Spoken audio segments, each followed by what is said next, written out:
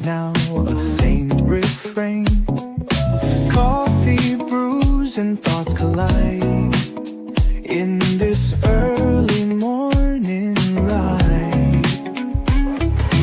Wake up world, let's start the day. Insight flows in a bright array. Questions dance like morning dew. In this space, it's me and you. Coffee chats with Melissa. Every cup is a whisper. Conversations open doors. Spilling thoughts forevermore. Ideas bubble crisp and bright. Words take flight in morning light. Consult the heart, make it sing. New perspectives on each wing.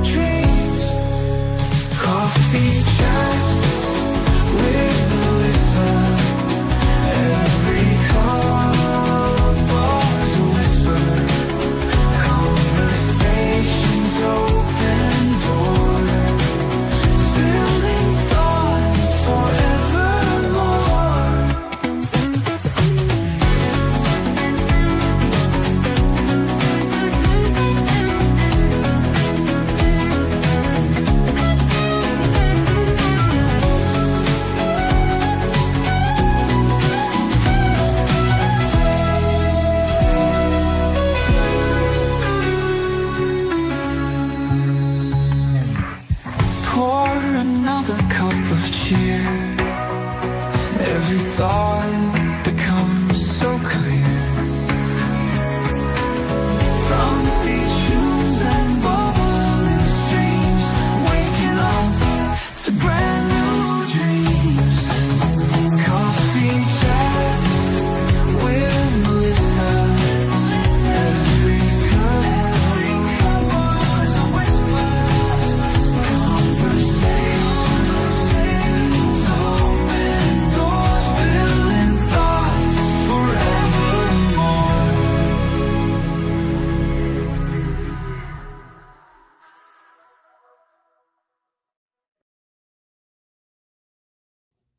Hey, good morning, guys. It is Saturday.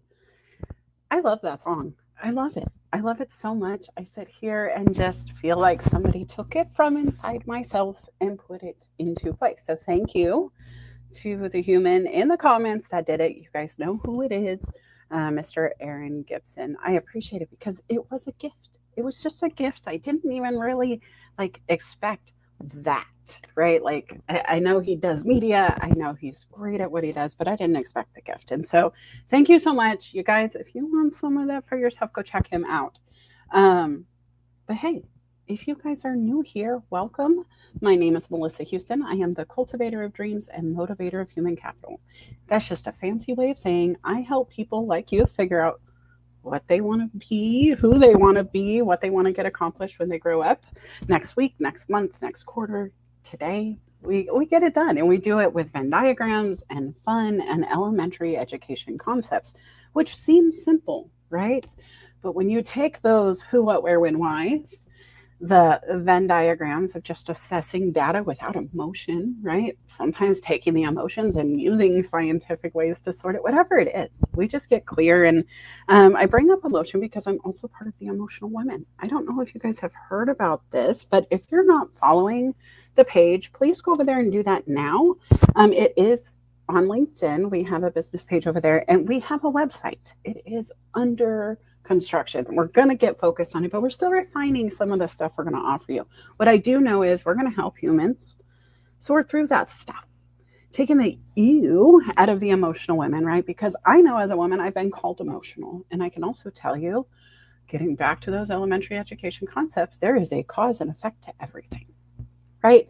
And emotions can vary, just like the rainbow. They can be a spectrum of fun and bright and shiny, or they can get into the deep, dark side of it, right? And so I use that. I'm hanging out with Jackie. We're doing that at the Emotional Women. I use some stuff in my own coaching. But the other part of it, guys, is I really believe in the premise in which this premise in which all success lies, which is documentation and then action. Without writing it down and getting clear on what you're trying to get done, putting a deadline to it, maybe just figuring out what the steps are so you can start moving forward. Without it, how do you remember, right? I know a good shopping list is written down, or we end up forgetting something. I've seen my mom, the waitress, in her livelihood using that same skill set, and then also the leadership at the table she was serving, using the same kind of concepts to make their business function. And so that's the premise in which I built my success on. Just writing things down, taking good notes, figuring out how to act on what I've learned. And that brings me to today's message, right? So if you want to learn more about me beyond what I just told you, go to documentandact.com. You can learn more there. It's cool. Also go to YouTube. Same concept, Document and Act. You'll find me. But guys, another show that I do bi-weekly with Felipe is Careers, Chaos, and Coaching. I want to give a shout out there because if you go to the YouTube channel, there is a playlist where you can see shows he and I have done. So let's get into what we're talking about today, though. Drop a comment if life is lifing for you right now.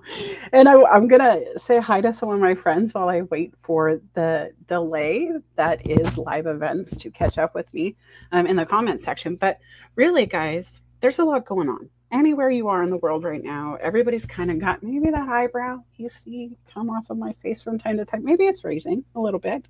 I don't know if your eyebrow's going up, but there's a lot.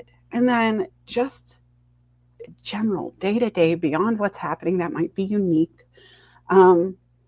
it can get overwhelming, right? And I started to think, how am I going to help humans get through that? What is it that I can share as a coach, as somebody who's willing to live transparently with my story, sharing it with you guys so you can learn my lessons with me, like sharing the knowledge, those things that I had to learn the hard way. Maybe you can take the Cliff Notes, right? It's still not going to be easy to process some of it, but at least you don't have to go bullet point by bullet point like some of us have, right? I always watched other people. I think part of what made me successful, guys, and I was really trying to assess this because I don't want to give advice without assessment. Never. That's rule number one for Melissa, which comes back to growing up. You got to assess the room you're in. And so let me kind of give you a little bit of backstory if you're new to me. I was raised in a unique situation because the first maybe decade of my life, give or take a few years, it was pretty amazing. Not going to lie to you. I was a spoiled, rotten brat. My mom jokingly told me how she blew up her Mervyn's card on the first day of kindergarten, or like right before my first day of kindergarten. I had everything new. Everything was perfect. I remember the strawberry shortcake matching bed set and the 5-piece bedroom set from the 80s. You guys know, with the little curvy handles and the nice ornate mirror on top of the white dresser, right? I had that. And that's not what was important, but what came with that lifestyle was also a few grandmothers who I spent a lot of time with. Mind you, this was because my mom was a single mom and she needed assistance. But in my point of view, my perspective, I got to hang out with the coolest people in the family because these ladies were in charge and they liked to spoil me. And so I was blessed. I really was. I was the first grandchild in Arizona. I have a cousin older than me, but she was raised by her family in Michigan. Shout out to Michigan. Hey, Jackie, I see you in the comments. Hey, guys, I see you.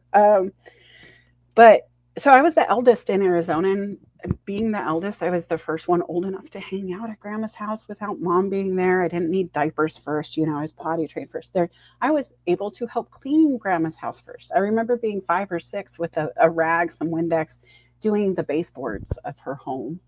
But it was a beautiful time. I had a space. It was mine. I felt comfortable. Have you ever been at grandma's house where you just know that's your spot on the couch, or where your favorite blanket is and you store it away, right? So I was very comfortable. I remember boat trips on a lake, which was a unique situation for many. Not everybody gets access to that. But I remember my mom's boyfriend at that time, when I was about 5, had a boat. They were both working at the time. We lived in a house, not an apartment. It was great. And then something shifted. They broke up. We ended up in a shelter for abused and battered women and children. And it was the first time I remember being in an apartment after a house for the first time. And it was unique. They used to take a cart comparable to something you would see at a store when they're stocking the shelves, and they would put some groceries on it, and they would go door to door and let you pick from the cart, and you got to pick one thing from each category. And I remember loving squash, right? Small things, guys, but my childhood memories are bullet pointed with moments in shelters. That was the first experience I remember. I remember also that was the first time I ever lied to friends. And I don't remember why, but I remember feeling the need to have a cover story for my life for the first time in first grade. And so not really sure why that correlates or why it ties in, but guys, first grade is like 6 or 7 years old for kids, right? And I was a young child starting kindergarten. So I'm assuming I was 6 going into first grade because I was a very young 5-year-old. If you can imagine having the need to have a cover story at that time. And at that time, it was my dad. I told them he was an FBI agent. He couldn't be at home. He was traveling. I don't know why I felt the need, but I did. Anybody with mental health degrees, somebody who's talked in therapy, children's settings, you know there's something there, right? And I can't tell you, I don't know. But first time I ever learned to cover what was my reality and remembering it. Fast forward though, still doing okay. My mom struggled a lot. We moved a lot, but we were still family picnics in the park, family gatherings on the weekends, birthday parties were great. The family was a whole. If it was short, somebody came by and helped, or if you needed help, you went and stayed with somebody and they helped along. And that went wonderfully until I was about 12 or 13 years old and my great grandmother passed away. And guys, at that moment, right? About 7 years after the first time I ever felt the need to cover somebody's my situation, somebody's actions in my life, change what the narrative was in public, for whatever reason, my life really did change to the point where you couldn't hide it if you wanted to. And that's when my mom's boyfriend was arrested for molesting my mother's children. My sister specifically, I did not speak out. That's a whole nother story for another time. But in the moment where I was asked, it had been a very heavy reckoning. My mom was falling apart. There were authorities standing over us in the room, not even sitting, just standing there. I was a young girl watching my life change. And I was scared. Okay. So a lot. Then my great grandmother passes away and she was kind of the anchor for my mom. And so you have that happening plus a death, everything unraveling. The family goes away in the way I've always known it. Now it's there, but it shifted, right? Life happens. People move away. People get busy. Some of us go to school and forget our families at home and never return back to our hometown. Some of us go off, create families and swear off those family members and will never speak to them again. There are others who just get busy with life, others who struggle with mental health or drug abuse or alcoholism or insert here, right? There's a million reasons. But it happened. You have 7 aunts and uncles of mine, which means my grandma had 8 kids. You multiply that by their children and their spouses and their family beyond that, and the ripple gets really big really fast, and it's hard to keep up. right? Even on LinkedIn, guys, you have that many people you're connected to. It's hard to keep up. And slowly the relationships deteriorated. Slowly we stopped having the big events. People would get upset because so-and-so didn't come. This person didn't bring a gift. This person didn't this. And the one person who always kind of tampered those conversations down was gone. Her daughter, my grandmother, she could try, but it was different, right? I'll be honest. My great grandmother had this eyebrow thing going, and everybody just was quiet. It was almost like the Queen of England, in my opinion. That's who she reminded me of. When her face squinched, the whole room went, uh-oh. My grandmother had the same thing, but she was more verbal, and she would tell you you were an idiot with love. But it was different, right? And in the 80s, there was a drug surge. In the 90s, it went from cocaine to methamphetamines, and that was the craziest shift I had ever seen in my life. I grew up in Phoenix metro area, guys. This is stuff I watched in my neighborhoods. I was low income, so we saw the ripple first. You always do.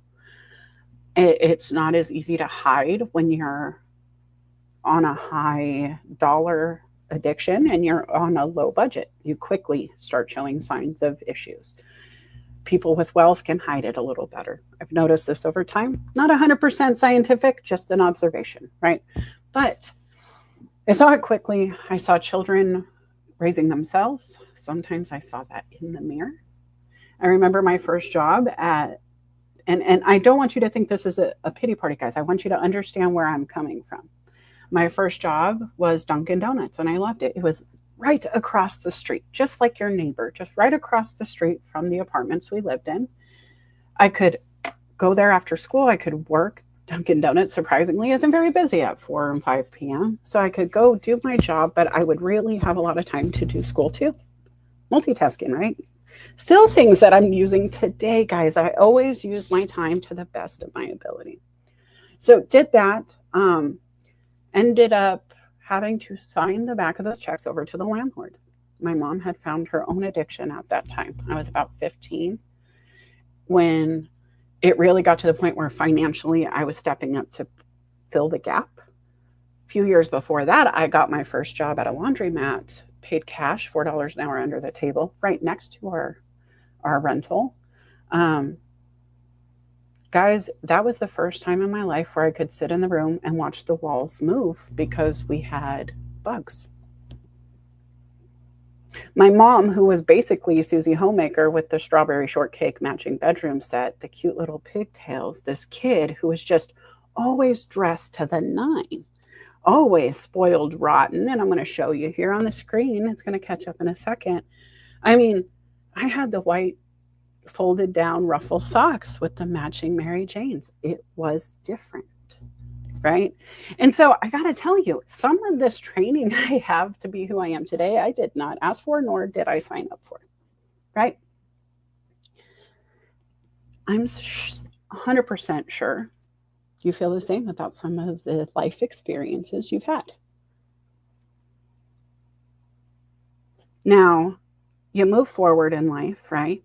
You move on. It's not perfect. Parents split up. I was always part of a single parent household to some extent. Yes, there were different people that came and went, but reality was nobody ever was 100% for sure going to stay in my brain. I knew this because people come and go. And from a young age, at 12, I saw death very closely. I was prepared for it my whole life because life ends. That's a fact. And I didn't necessarily love it, right? But if you guys have read the book, you get it. My grandmother had been diagnosed with cancer, my great-grandmother, and she fought a long time. She had 2 heart attacks in her life as well. And, excuse me, and it was just a lot. And so mentally, I was prepared by the people around me. And I got to give that a little bit of credit too. Right? I didn't do it alone. It wasn't just me. It wasn't just one thing. I am certain there were services provided when I was in that shelter with my mom. But the thing I remember most was climbing the treehouse tree with a backpack and full of books. and just sitting up there and just taking in new ideas, new concepts, dreaming, traveling mentally to other places, right? I was always a dreamer, guys. And if that's not activated in you, that could be part of the problem. You know, you're allowed to get creative. You're allowed to sit down and pretend you're 5, and you're allowed to redraw your dream house and car. You're allowed. I don't know if you've heard that recently, but let me tell you. Okay. So fast forward, I'm doing this Dunkin' Donuts thing. I'm in ROTC. I got grades, the good grades. I can skip class, ditch school, hang out with my friends, maybe smoke some of that stuff that we shouldn't be talking about on the internet when I was a kid, right? I really wasn't doing it all right, but I was a good student. I was paying my mother's rent, and I was trying to get it done over and above what was asked of me. I burned out. I was 16 years old, in school, doing all the things. My grandmother's dad, my great-grandfather, gets sick. I have been homeless now because my rent wasn't enough to cover the spread long term. Those fees were adding up too quick. Late fees weren't waived. It was, whatever. We got evicted. I was staying friend to friend, couch to couch. It was a lot. And then grandma's dad got sick, was being sent from Michigan to Arizona, and she broke down. She was already a full-time caregiver. Her children were not capable of helping in the way she needed. Not 100%. There were people who helped. We all did. There was effort, right?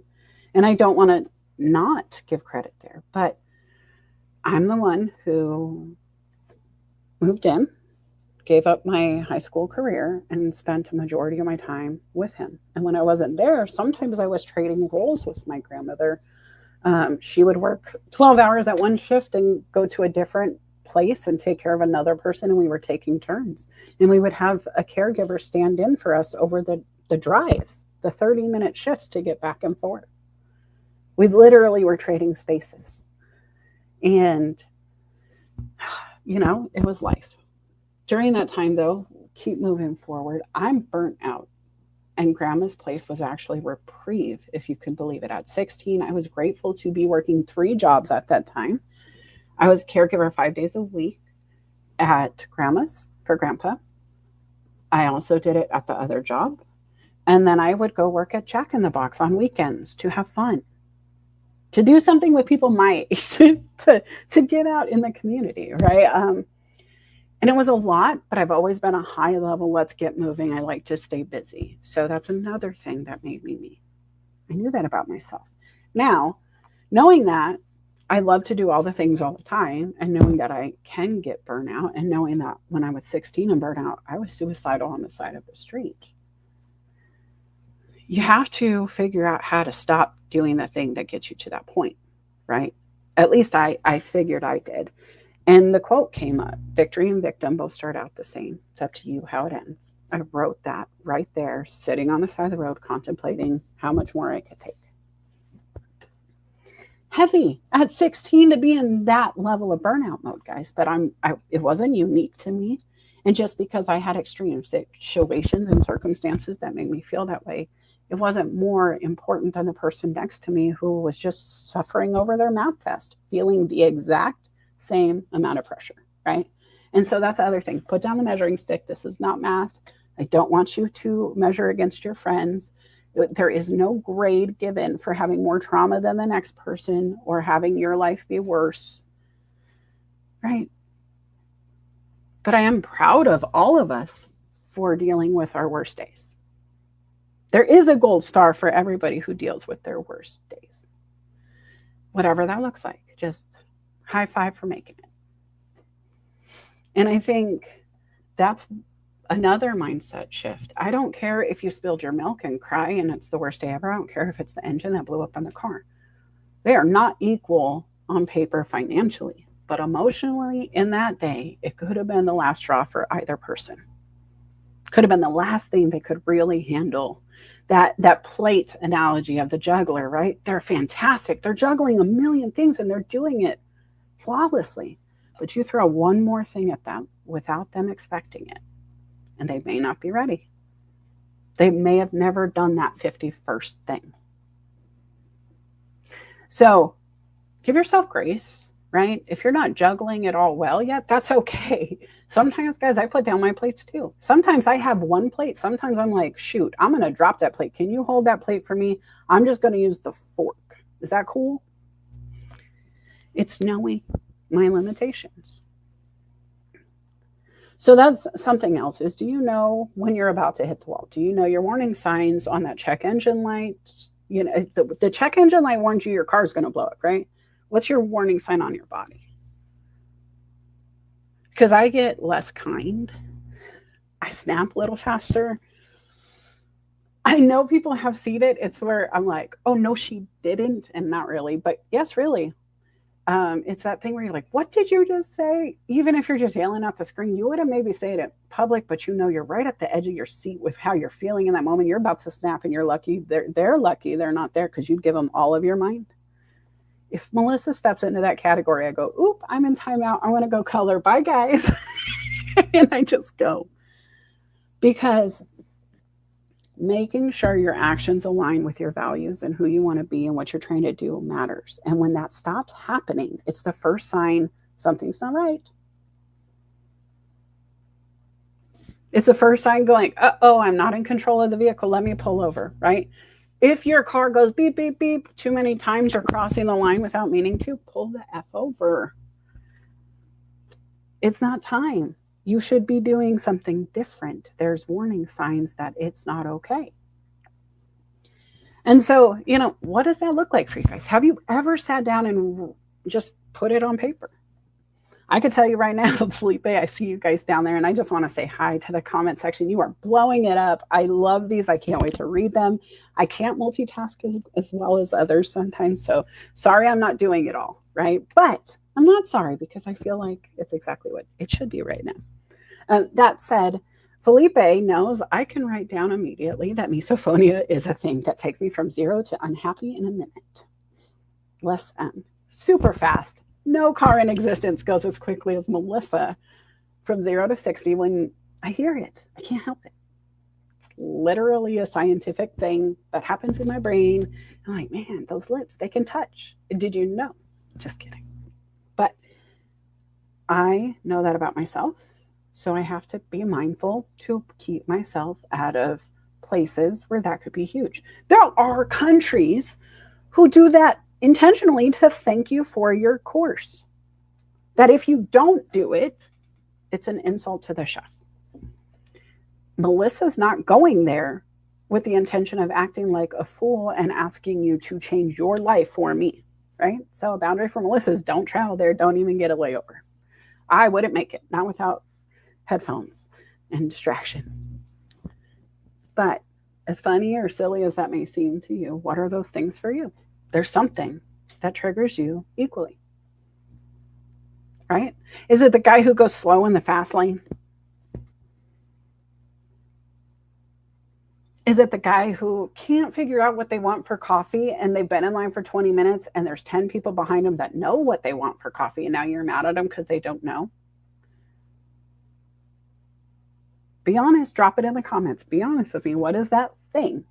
Is it your husband always puts the lids in the wrong drawer in the kitchen? Come on, be honest with me, right? There is something that makes you not as bright and fluffy as you could be. When you assess it, you can either fix the problems, like Felipe, stop chewing while you're live on camera, or you can just remove yourself from situations that create that issue, right? Like not traveling to the country where you know you're going to have it happen. Repeat visits to a place you know you're miserable about. Do you need to go tell the waitress every time you hate the food? They're not going to change it for you because that table you waited 30 minutes for is full every Friday with or without you. No offense. But how many times do you remove yourself from the thing you don't like versus trying to make it fit you? These are things that I have done for myself to stop feeling so like not in control, right? Like I'm thinking of Nick, never in control came to mind. I just got to be honest. I'm trying not to steal her brand, but I like to be in control of my situation and myself and my mindset. I like to be able to feel good if I want to feel good. And if I'm feeling bad, I want to be able to remove myself from it, assess the why and fix the problem, right? Put the fire out. But I also prefer control because of my trauma from my childhood. And so for me, hosting the event versus being at somebody else's event is a comfort factor. I love being live. I don't always love being live at somebody else's event because I don't want to upset them, make a mistake, hurt their brand, do the wrong thing. And I can get inside my own head because trauma, abandonment. My mom had some drug issues. She chose her other options in that. And I want to be careful because I love my mom and I respect her. And she and I had a great relationship when she passed. But she was making decisions that were outside of the benefit of her children. And sometimes they took priority, right? The kindest way I can say it. So her kiddo is like, ow, that hurts. I don't want people to do that to me again. And there's some responses that can happen. And so to make sure I'm not trauma dumping or like grabbing on people, I have to have accountability. I have to be aware, acknowledge if I feel like I'm getting into that, oh no, don't leave me behind. You know, that toddler who's crying because you're not taking them with you. I get there sometimes if I'm not mindful. And so these are things that I had to assess about me, guys. I'm a human. And I'm not perfect. I am perfecting all the time, but there's no such thing as perfect. None exist in that fashion today. None. Right? If you're a faithful person, you believe there is one that did, and you know, he will get into that a different conversation. You want to go private. But I'm talking about everyday humans. You're seeing it on LinkedIn. We screw up. I screwed up 28 times probably already today, and I don't even probably know about 5 of them yet. I'm going to open the fridge and see like the butter's in the freezer and the remote controls in the butter container. I don't know, right? Who knows? People get busy, but there's a reason you're here today. And that's part of what I want to talk about. Like, you're feeling heavy? Why? Do you know? Have you written it down? What caused that?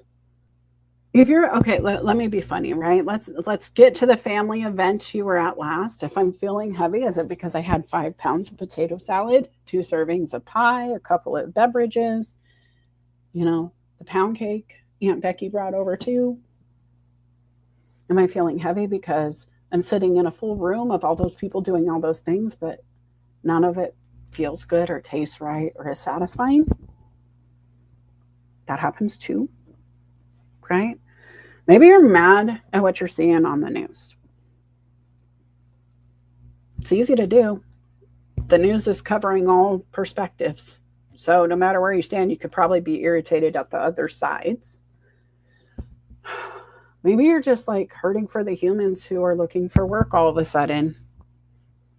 I know my timeline's blowing up, right? Even if you agree with maybe some of the ideas behind the actions, I'm upset about the ripple. I'm not going to lie to you guys. It's heavy. I'm seeing a lot of heavy out there. That's one of the heavy things for a coach right now. I'm a mindset coach. Heavy is when a bunch of people are losing their minds over what's happening because they feel out of control. And I say that with grace, right? Like with love and respect. It's not easy to maintain everything you think you know when everything you know is shifting. And that's true for anything in life, right? And so how do you handle it right now? What is it that's heaviest? Can you write it down? Because the other thing I think we're missing a lot in a digital space is the power that we used to have behind the pen. And if you look at all the great writers in history of our time, if you look at Shakespeare, for example, right? How much trauma must that man have had? If you know any of his stories, you're talking about the worst of the worst kind of friends. You've got incest. You've got the brother sleeping with the wife of the king and killing each other. And then you've got Romeo and Juliet. Can we just talk about the trauma of teenagers back then? It's not different. I was a traumatic teenager sometimes too, because I was traumatized by life. And I know a lot of humans have been. But they were writing it down, and maybe they were, doing these alternate universes in plays, right? Processing through that. Maybe Robert Frost, Emily Dickinson, Anne Frank process things beyond their control because it's the only way they had. Do I think today I would have the same kind of profound movement from a social media thread by those people? I don't know, to be honest with you. True story. And I'm here. I'm one of those humans putting it out there. So let me call myself a little bit of a hypocrite by saying I don't think there's as much power in the social experience as there is the writing experience. But I can say that confidently because I've been in 2 published books now. I've written. We became international bestsellers. I've shared my story and people have responded because of what was in writing. And that felt so much more like the Shakespeare and the Dickinson and the others than social has ever. Just my perspective, right? I'm sharing me, how I got here. And it's by really putting pen to paper. And it's always been my premise, guys. So this is not a new concept. It's a shift of the concept. I always thought the documentation of a post was sufficient. And it is in some ways for some people, right? It does work. I have the numbers. I can prove it. We had over 1 million views in a year. It was great. The impressions and engagements were off the chart. The money came in. The ripple was there. But it didn't sustain as much as those books will. It will not stand the test of time. That 5-figure day we've talked about, those big contracts closing, 4 and 5-figure contracts closing, that's cool, but that comes and goes for everybody. There have been successful people who were at the top and then they aren't. The books last forever, right? We have scrolls and books that we're finding hidden in caves and spaces, libraries underground, covered up for time, that just still standing, still there. So documentation is the thing, guys. And I feel like when you write the list down, when you get it out, when you write that dramatic poem about the boyfriend's breakup in junior high, whatever it was, I feel like it helped, right? Give me some acknowledgement in the comments if you've ever felt better after you did the oh my gosh letter or oh my gosh poem or whatever it was. Right? And so it's just, if I could give you anything, it's write it down. What is hurting?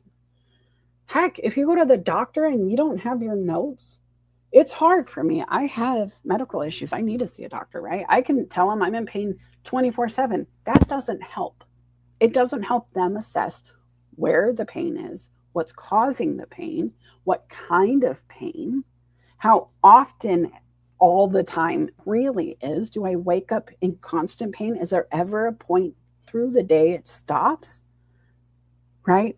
Because you can have pain in your leg, but your leg's a big vessel.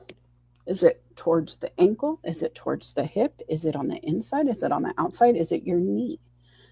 Right? Because if your hip's out of alignment, your knee can hurt. If you have numbness in one spot, but pain in another, they need to know that. Those are symptoms. But if you don't write down what you're feeling on that day, maybe on, Tuesday at 3 a.m., it's one thing, and Thursday at noon, it's another. They have to guess with you, where it costs you more money to find out the same thing because they need to go get different documentation, maybe images, maybe have you do more testing, right?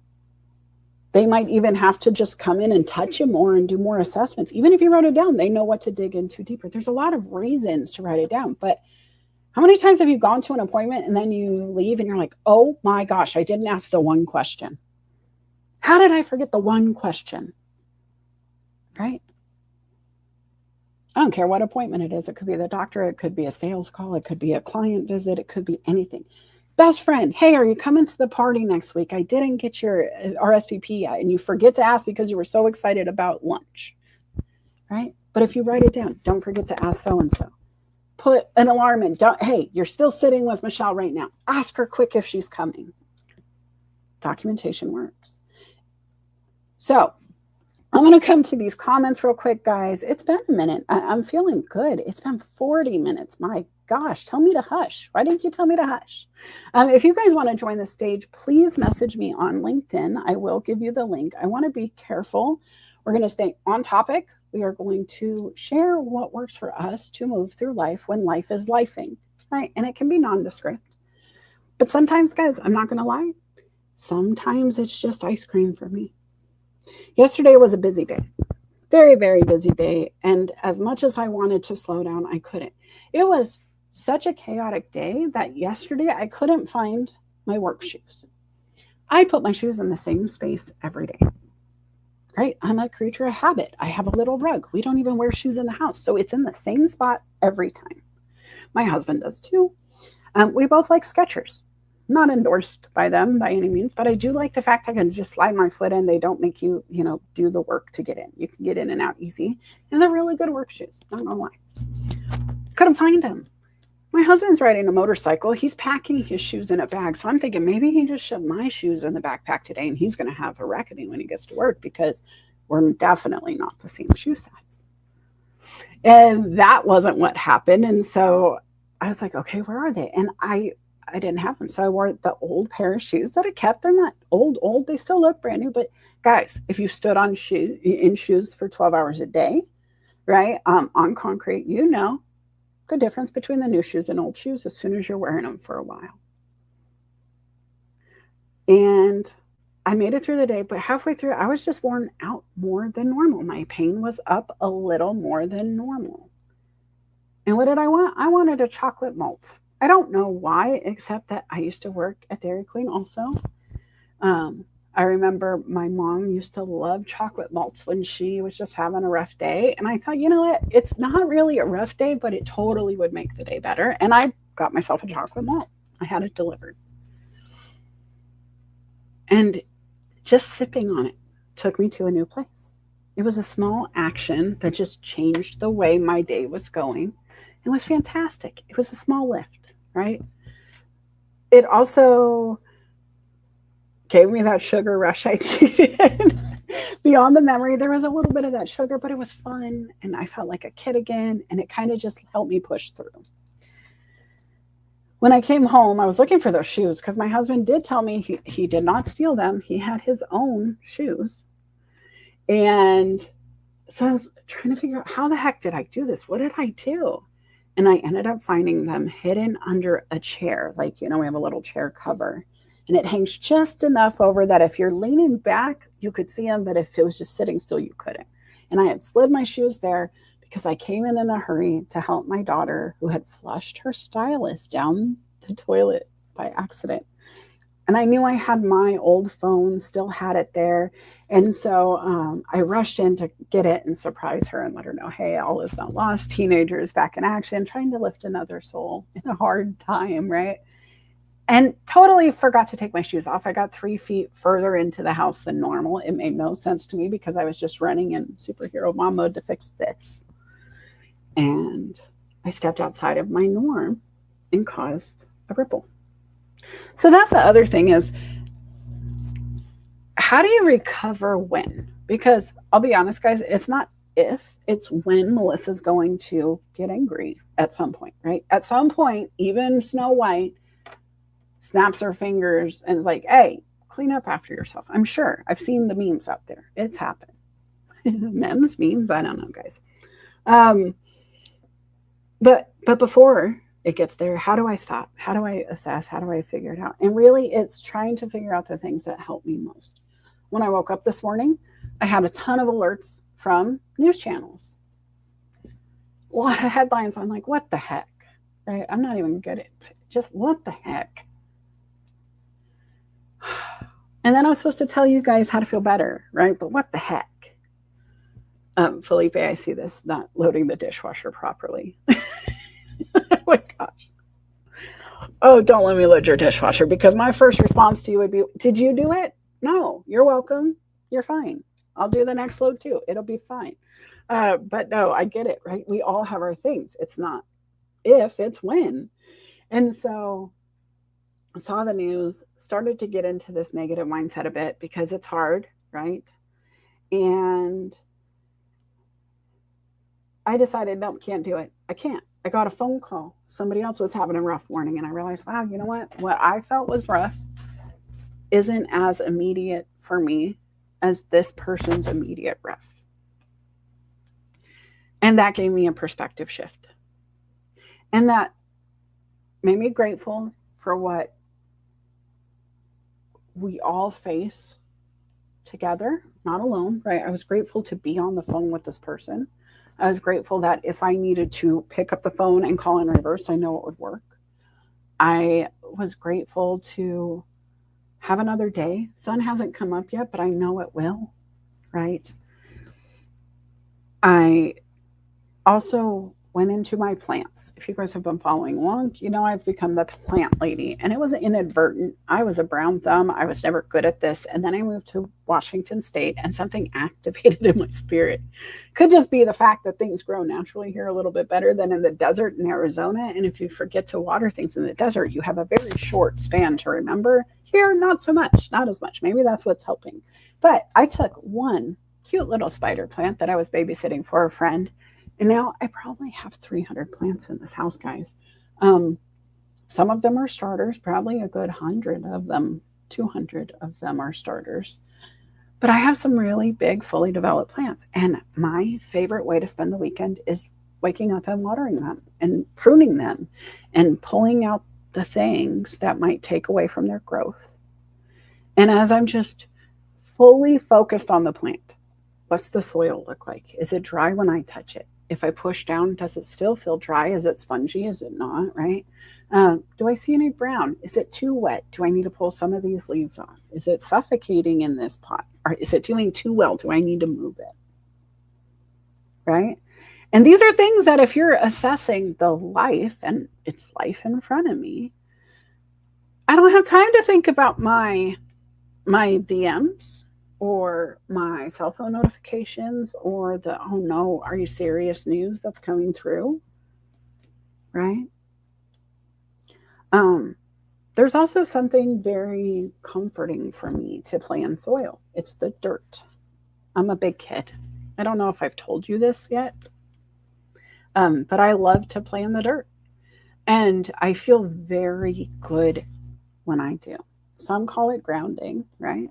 There is some scientific evidence that if you put your hands near certain things, it actually removes some of the negative ions, energy, I don't know, figure it out. I'm not a scientist. I don't want to tell you. But there's some cool stuff. Go watch some of the, what is it they call it? Juju, woo-woo, I don't know. Woo-woo. Go watch that on YouTube. But there is something immediate. If I go play outside without my shoes on, I feel better. I feel younger. I feel energized. I don't know why, but I do. Sunshine, right? Simple, free. Everybody gets it. There's data behind it to say, hey, if you use this, it'll help your mood. That's why seasonal depression is a thing that's monitored and treated, because seasonally the sun hides and then it comes back. So you have to think about this for you. What is it? How do you get that free moment for yourself? And don't get me wrong, the plants, they can get expensive. Don't go down that path unless you're ready, because I do shop quite a bit for pots. They are an expensive tool to use for planting, but I love thrifting. I love to go to thrift stores and buy pots or little cute containers that can be used for plants, mugs that have been donated in fun little shapes, just things that make it unique to me.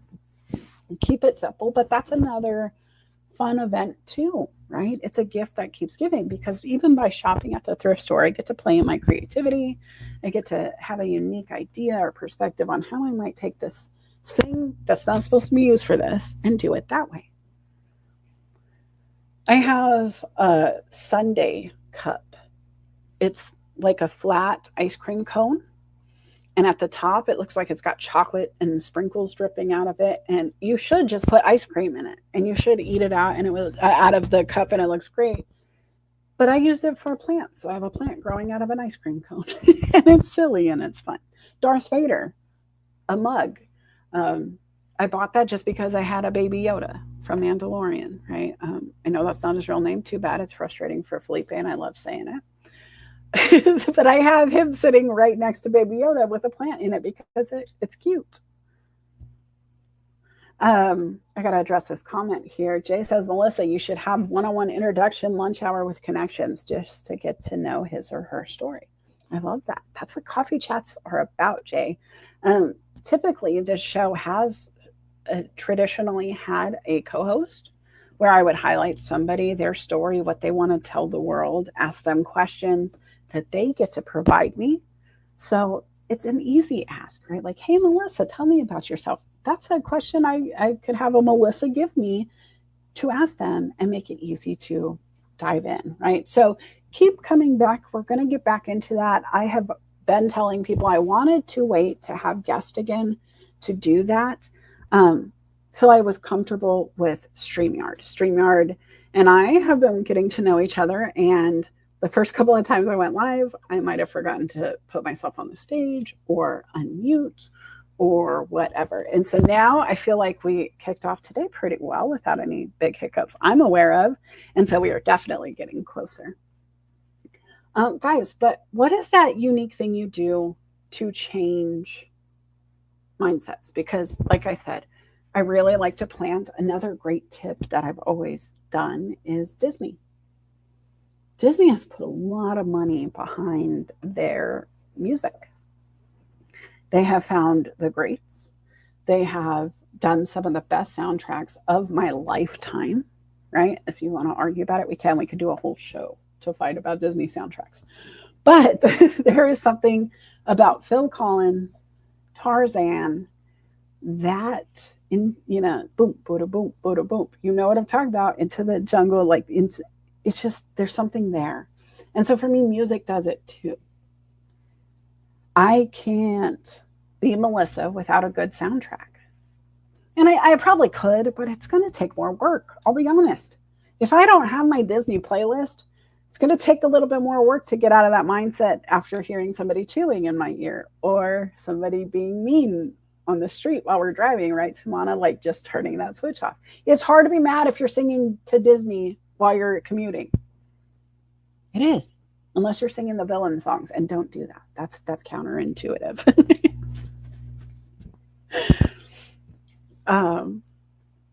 I love this question. Jay's got some great questions here. Has there ever been a movie that has inspired inspiration for you?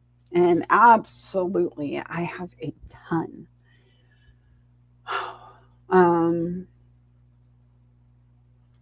Wow, I think the first one that comes to mind, and because I have so many, and beyond Tarzan, of course, right? Because inspiration comes from music there. But I think A Walk to Remember, again, a wonderful soundtrack. But, and tell me, have you seen the show? Have you seen the movie? Say yes or no if you can in the comments. I don't want to ruin it for you guys. I'm watching live on LinkedIn too. I'm not even waiting for the delay. But if you guys have seen A Walk to Remember, say yes, I've seen it.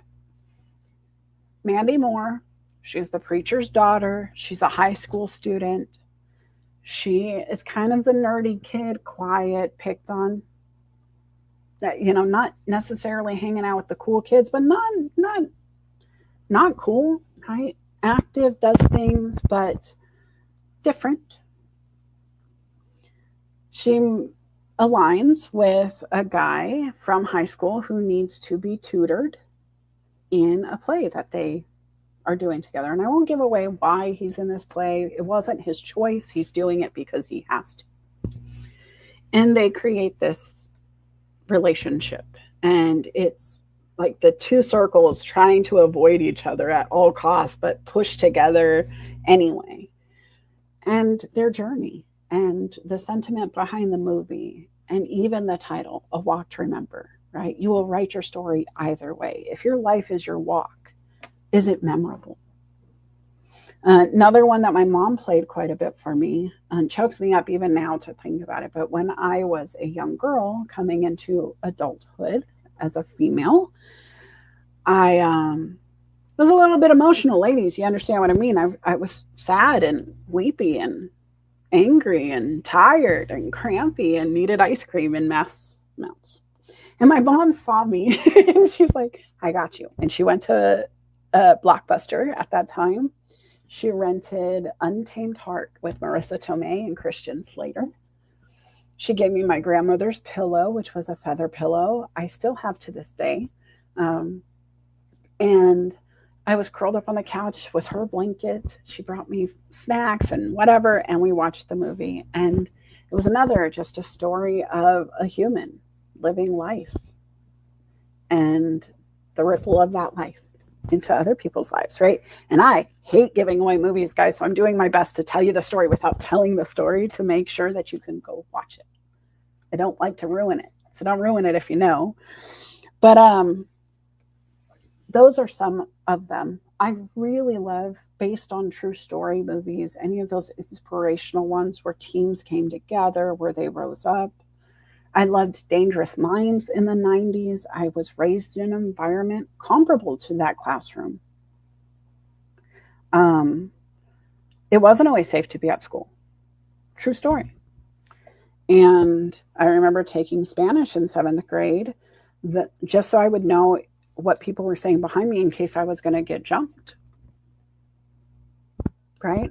So seeing people push into education and knowledge and tear into written works. Renaissance Man, again, I'm in school. I see Shakespeare as a class because Romeo and Juliet, drama. I'm a teenager feeling the woes. Let's do this. And then I see Renaissance Man with Danny DeVito, and he's dealing with the military. And I was in ROTC and I wanted to go and I loved to learn, but I was kind of that oddball student because as much as I could do anything you asked of me and probably get an A++ in the class when I applied myself, I wasn't always stable enough to apply myself. Right? And so when I was watching Renaissance Man and seeing these people push through their life in spite of, even with people mocking them, and I'm not going to give it away, but it's worth looking at. And now standing where I am today, looking at these same movies, it feels different. It's a different experience, a different perspective. I think everybody should revisit those things that they remember. If you have that book that you read as a teen, heck, The Diary of Anne Frank, guys, I think it's worth revisiting. Personal opinion there, fully, but it's one of the most sold books of all time for a reason. To have somebody so young capture a perspective in a time that affected so many and then have it survive is amazing. It's a feat in and of itself. And some people may not know this, but to know that Anne Frank was born the same year as Martin Luther King Jr. and the same year as Barbara Walters, I want you to Venn diagram that in your brain.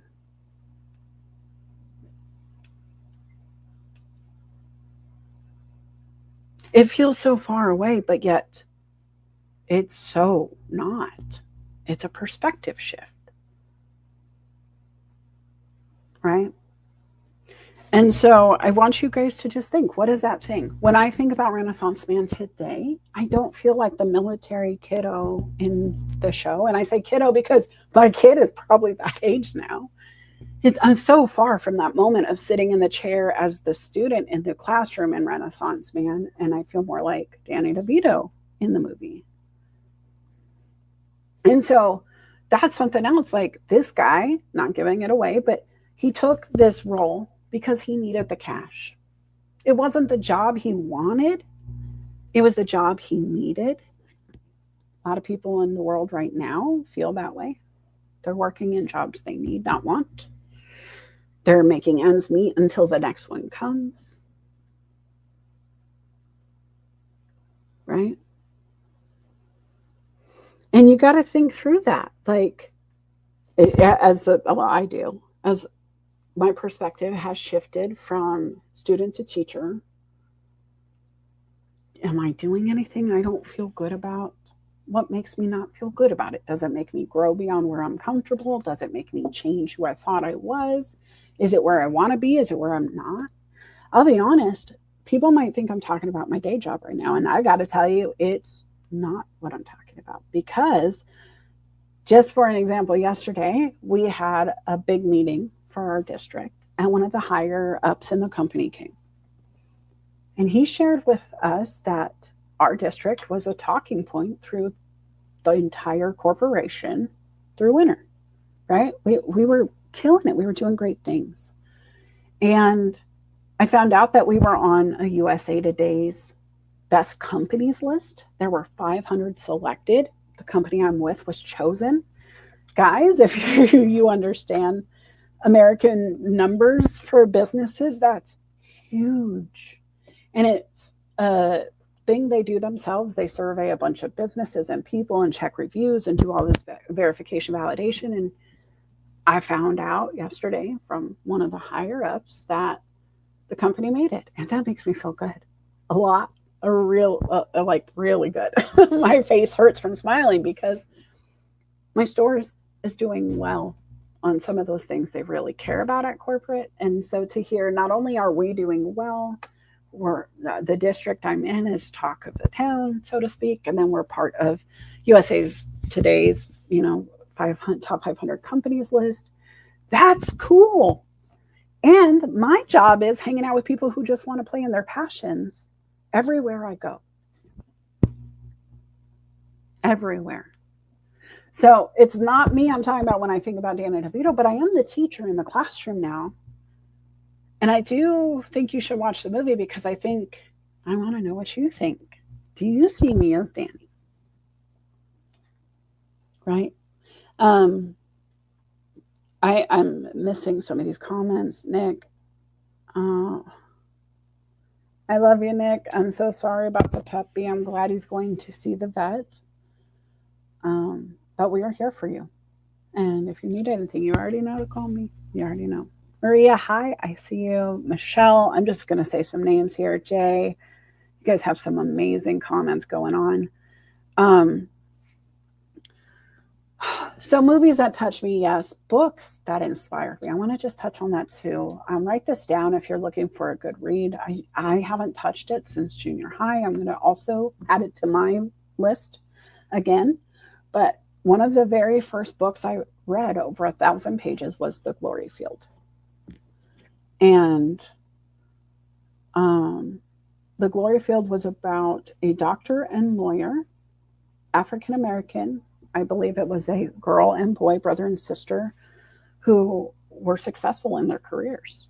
And it took from that generation and walked us back generation by generation to the fields in which their great grandparents or whatever had worked. And I don't know the relation, so I don't want to say whatever in a dismissal, but I don't know what the title was necessarily. I just know it went back multiple generations. And it was such a unique experience to just wander these stories, these moments with them. I never saw life in the way they saw life. I had never been a doctor or lawyer when I was 13, 14. I had never experienced some of the things that I was reading on the page. I had read about it in history, but I had never read an accounting of it beyond what was in the books. And it was profound to see people come from a situation of being in zero control of what they could do with themselves, except how they responded to their environment. That was the only thing they could control, was themselves, and changed it anyway. And changed it anyway, guys.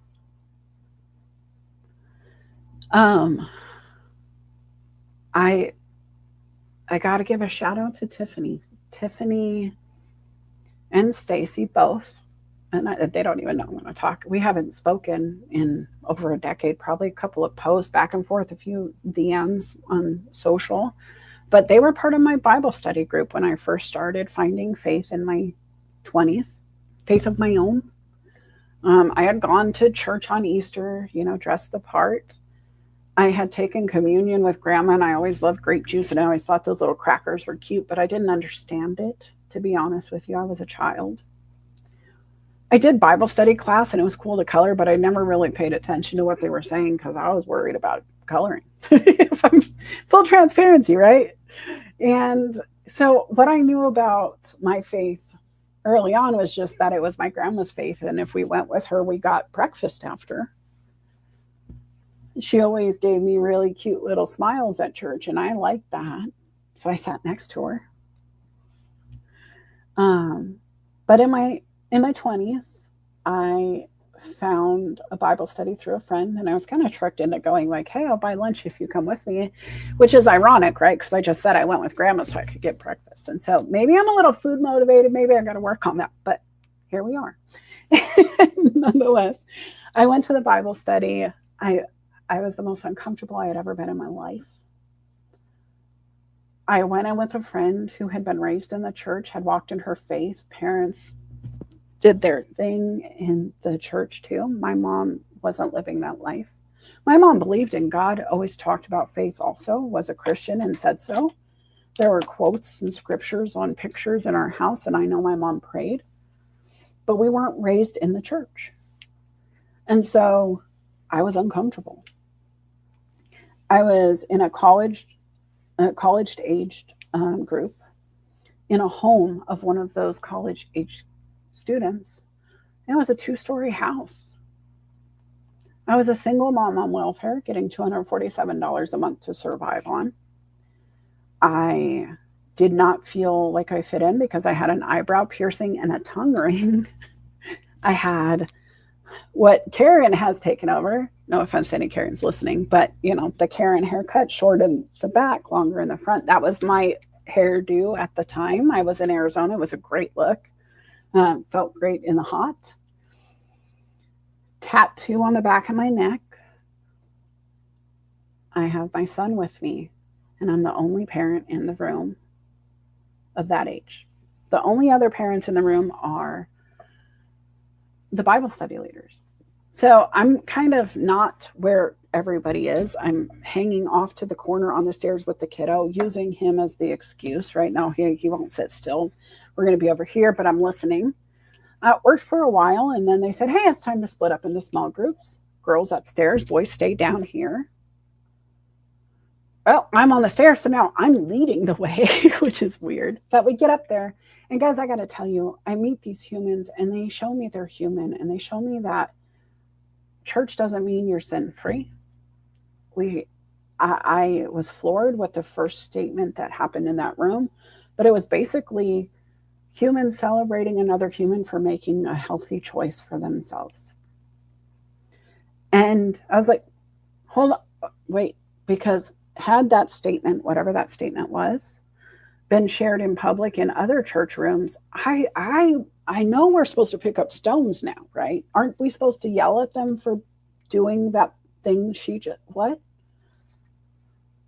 And the confusion was sitting on my face, and my Bible study leader looked over and said, oh, are you okay? And I was like, I'm a little taken aback. I'm not sure what my words were exactly, but I basically said, I'm shocked she just said that out loud, and you guys are supportive, and I've never experienced this. And she said, oh, honey, we're all sinners here. There's only one who is it. And I was like, oh. And it was the first time I had ever seen grace in human form. That made me come back. Okay. Then I meet Stacy and Tiffany has CP, cerebral palsy, right? And it's bad. It's I don't know the level or diagnosis, the right way to say it, but it really makes an impact on her life. She has a full-time caregiver, which is Stacy. Stacy helps guide her, uses her arms to kind of stabilize her as she moves her legs forward, but she can't walk alone at that time. She can verbalize some, but can't really speak clearly to all. And so she has to have some assistance to be understood. And she signs some, but she can't sign with full dexterity of her hands. So she's making accommodations. And it was an amazing experience to get to know Tiffany, because what I know about Tiffany is she went to ASU. She graduated with honors. I almost want to say she was summa cum laude, but I don't know for sure. But inspiration. Her story is one I could see being on film one day, because Not only did she go to college, she graduated with honors.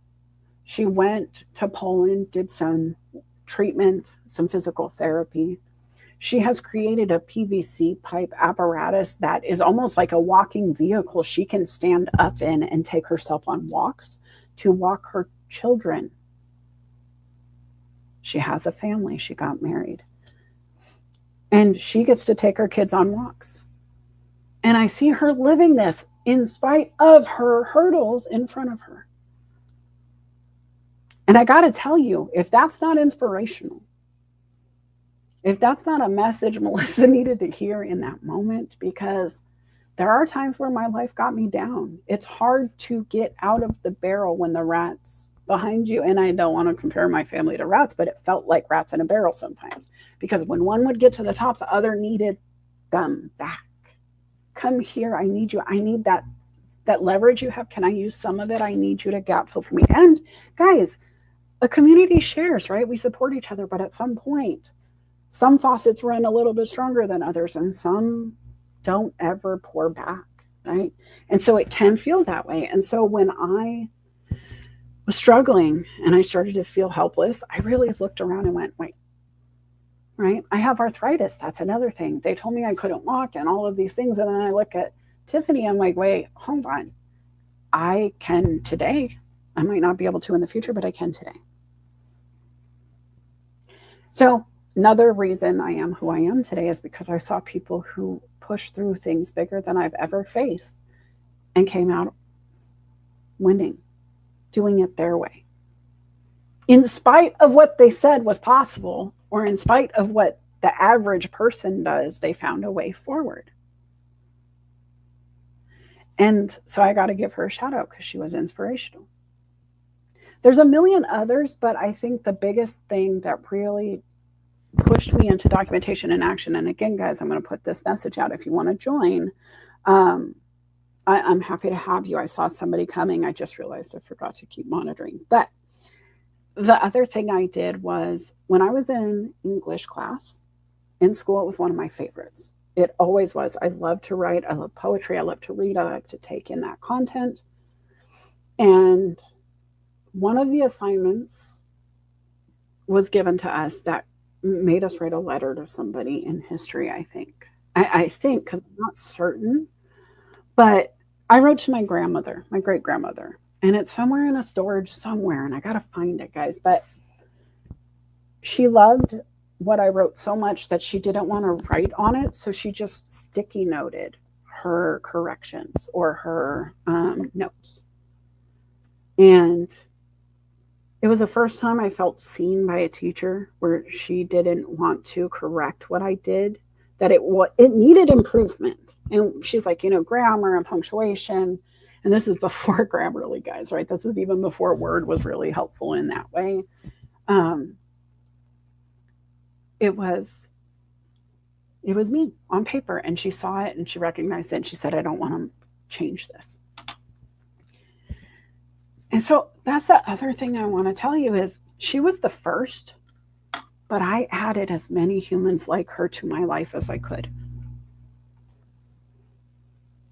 Because the more humans that just want to help you to pull that thing out of you, that propel you forward, or say, hey, yeah, I see you need work, but I'm not going to change it because whatever it is working. That's helpful. And so the last thing that I really want to make sure we understand is your surroundings. We talked about how my family, in spite of loving each other, we didn't always help. By being close, we hurt sometimes. And it was when I moved away that I really started to be able to take my life into my own hands, my mindset into my own hands, to set boundaries. Give me a thumbs up or let me know if you've ever seen the movie, My Big Fat Greek Wedding. Because honestly, my family, we're not Greek. We're not Greek. But sometimes it felt like everybody was that involved. Just like that movie portrayed, right? Where every aunt needs to know everything. Everybody tells everybody what's going on. You have a conversation in a room full of your family, the whole family jumps into that one conversation. Everybody's got an opinion. And it's not necessarily bad. But there are times where sometimes they knock on your door without permission and you didn't really want anybody over that night, right? Sometimes for me, I was doing well, finger quotes, guys, well. My rent was paid, my utilities were on, I had food in my house. It may not have been a lot of food, but I had food. We could eat, and then I'd have people knock my door and say, hey, do you have something for dinner tonight? And I would feed them. But when you have a family that's that big, you really can't. It's not a thing. You're not supposed to even be sharing. And so I've never turned down people who were hungry. And it didn't happen all the time, but there would be times where you literally, and not me necessarily, but being in my mom's house or whomever, I would see that struggle of, do I tell my family member you can't eat? Do I share the soup I just made? Do I tell them no? If I share, I don't eat tomorrow either. Not everybody has that issue, but guys, do you know how hard it is to grow as a plant if your neighboring plants are stealing your nutrients from your soil? And so that's the mindset I want you to think about, is not necessarily like, hey, I got to cut out these humans, but how do you keep them in their pot, you in your pot, and still hang out on the same ledge, right? You can be in the same space. You don't have to share the same soil. If you feel like having them near you is taking away from what you're able to do in your pot, in your life, in your whatever, why? Assess that, right? But I think all of those things is who you surround yourself with, the motivation you infuse into your life, which I have faith, which is my first one. But then humans who use their faith, whether it's in themselves or something bigger, to move them to do good things. I want to be closer to that. It's motivational. Music, Disney, fun, that stuff that activates the inner kiddo in me and I just don't care. And all of a sudden I'm playing, even though I'm doing dishes, I'm dancing. Like drop it low, girl. That song, I'm doing that song. That's my bathroom cleaning song because I got to get low to get it clean. Have fun with it. All right, guys, I am going to bring Felipe up. He joined me backstage. If you guys want to join, let me know. But honestly, Felipe, what's coming up for you? You've been listening. I know you have, because I said misophonia and you giggled a bit. What are you thinking? I still question about misophonia sometimes. I think that you and my wonderful wife, that you use it as an excuse sometimes, because I've caught you both not getting irritated with the same sound when other people did it. So sometimes I think it's personal. You can ask others. I will send references of 10 other people I talked to in the last 30 days going, hey, were you eating on the phone with me right now? So I think you just don't want to acknowledge that maybe you're a problem. Guys, we should take you to a misophonia support convention and just let you be in the room. See, no, because then I would find a microphone and I would just start munching on some like Cracker Jacks just to really see how the room would react and just kind of. I'm going to need you to sign a waiver before you do that, because honestly, the misophonia is not to be played with. But okay, now moving on beyond misophonia. Like honestly, life is lifing right now. Right? Yeah. It's insane right now. There's a lot of stuff going on. I said to somebody, this year's been crazy, horrific, challenging, stressful, and it's only March. It's like, good Lord. And I'm not just talking about just the obvious outside world factors, but I mean, I shared recently, I had a cousin who had a heart attack last Wednesday and passed away, and has 3 kids, adult kids, but it just kind of is a wake-up call to like, you know what? People say it all the time, but tomorrow's not guaranteed. And it's one of those things when all these stresses in your life are happening, it's so easy to fall into that trigger moment that we all have. Like when I see someone misload the dishwasher, I'm like, and there's still like dishes in the sink. I'm like, wait, we can put these all, they can all fit. Hold on, let me just reorganize it because we can do this and save some time. And that's a trigger for me. I don't know why. I have to talk to a psychologist and find out, did someone do something to me when I was young with a dishwasher? I don't know. But we all have those triggers. And the reality is that sometimes we let those triggers run our life. And I started realizing after my cousin passed away, I'm like, you know what? Life is too damn short to stress and worry about these triggers that I was making other people stop doing and living their life around me because of my triggers. I'm like, and again, I'm not taking away that triggers are real, because obviously I have real triggers, like not the dishwasher one necessarily, but real triggers in my life. But I realized that's my issue. And I'm not going to let that control me anymore. Yes, it's going to affect me. Yes, I'm going to be triggered, but I want to stop making it a focus of mine. And I need to so focus on living my life and making the best opportunities, or taking the best opportunities. Because, I mean, God knows, like last night, the son of my cousin, her youngest, he's 25, 26, he called, he's like, can we just come over and just do a bonfire in your backyard? Not bonfire, like a fire pit in your backyard and just hang out, with all the cousins. I'm like, yeah, absolutely. And so they came over and they were here until like 2 a.m. But it was just one of those moments where it's like, you know what? They were just talking about life and just real stuff, but nothing too heavy. They got into heavy topics sometimes, but it just makes you remember and realize every moment's precious. Take advantage of it. So I'll stop talking there because I said a lot, but it's just I'm in that mindset right now where I've got to take control of my life and I want to be able to control the things I enjoy. I think that's so important. And I mean, I've sympathies, right? Like it's hard to deal with loss. And we were talking about it earlier, guys. In the show we did last week, he mentioned it also. And so I've known he's been going through it, but I think when family passes, it's a time of reckoning. And I think anytime there's a big shift, the shifts can be big based on perspective, though. And so we don't always have to even see the shift for it to happen. If I had to guess, Felipe, and I love to guess about you because I'm usually not too far. I don't know why I'm good at this, but I always worry when you guess. Go ahead. I know. But I think it's the HR mindset a bit, because honestly, the dishwasher thing, as much as I joke about it, I used to be very into less, like smarter, not harder. Don't do it more often than necessary. Load it right the first time and we'll get it all in, right? But I think there was some shift in my brain that took me back to my grandma. And this is where it really mattered. As a parent, I was teaching, and I could either teach them to understand my mom's a jerk about the dishwasher, or my mom took extra time to go, hey, when my grandma taught me the way to load it, this is what she taught me. And I passed down knowledge in a new way and made it more of a like tradition that you're breaking if you screw this up.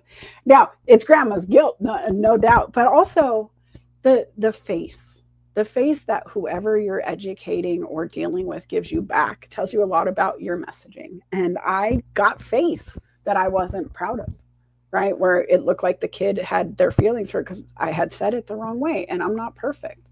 But 4 kids in, that baby child had the best version of that statement and the best knowledge sharing experience because I've been practiced more, right? And so I think it's important, but then also creating space to just let them do them. The fact that they are willing to even ask you, hey, can we come hang out in your backyard and do this? That's super cool. And I don't want you to miss that either, because no, I love as that much they as feel we comfortable. have both, right? Yeah.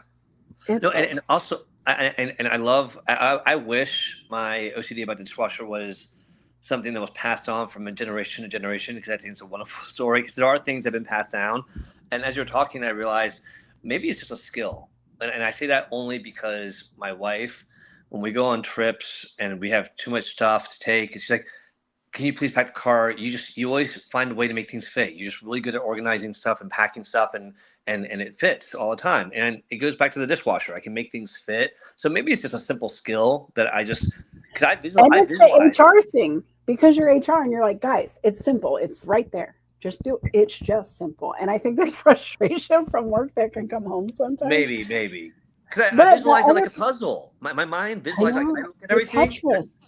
Did you It's make weird. your Yeah, kids play exactly. Tetris? If you Exactly. didn't, you can't be Yes. mad. It's like Tetris. Yes. It Now, is. And so, yeah. I want to say But one quick story real quick, and then I'll shut up. I promise. Is you I know, mentioned hold on. I got to say this. Do you know there's somebody here who had never heard your voice before? what? Wait a Who? minute. You see this? Look, nice to hear your voice. Oh. And then Michelle says, I have never heard his voice till now. How, Michelle? He's everywhere. He has more shows than Oprah. Oh, Michelle, that's so nice to.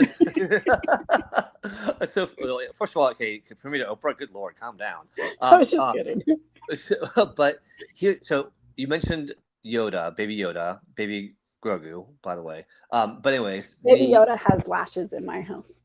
well, here's the funny thing about that. So we were remembering stories about my cousin, and and when when we were young, and my grandfather, he was a very short man. My mother is 5'1", my aunt's 4'9", my brother's 5'2". We had short people in my family, y'all. And my grandfather was like 5 foot, but he was an older man. Obviously, he was bald, and he walked with a little cane, right? My cousin Ruthann, she walked in and she's like, "Oh my God, it's Yoda!" And so from that day forward, they nicknamed my grandfather Yoda because Yoda come out, and it was just hysterical.